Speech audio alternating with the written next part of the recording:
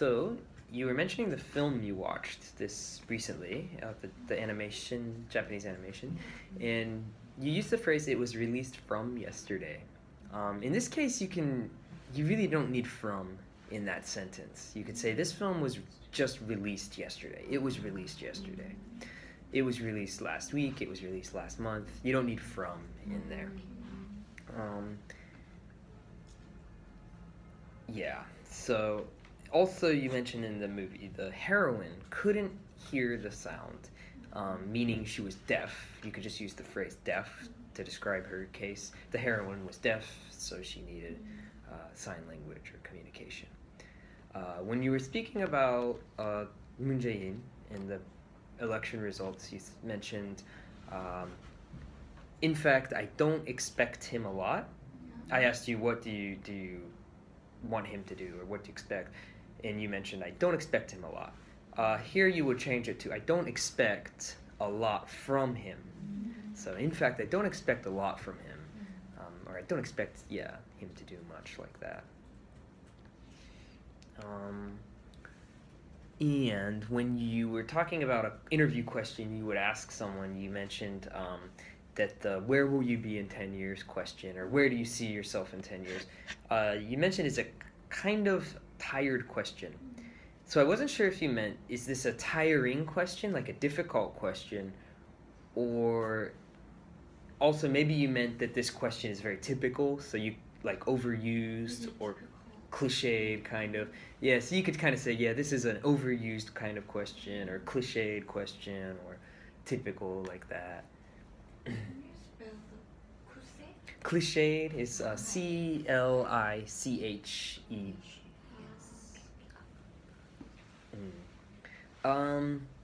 Jenny, when you're talking about these video chats that your coworkers have to do, you said they are very stressful for this video chatting.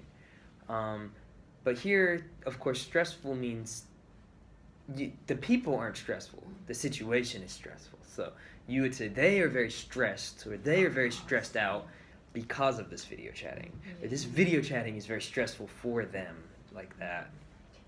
But they are not stressful. And when you were mentioning to Alex about, like, you were saying, like, what's the bottom line for personal questions or something, or your answer to a personal question. I was trying to think what would be better. I think a cutoff or threshold would be the two expressions. Like, what's your cutoff point for, like, too far, or too much, or something like that when you're answering the question. Or what's your threshold means, like, the point, if you go past that, it's too much, right? So you could say two things, like, oh, what's your cutoff for that, the answer to that question, or what's your threshold for the answer to that kind of question, personal question. What's good? Threshold or cutoff? Yeah. Can I say that with margin? What's your margin? What's your... Kind of.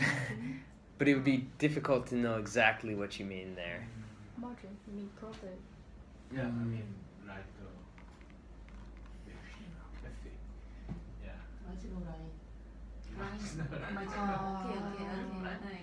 Yeah. Isn't it English? Well, Ji-hye, you mentioned the companies often ask, do you have a plan to pregnant? For this, maybe, do you have a plan to get pregnant?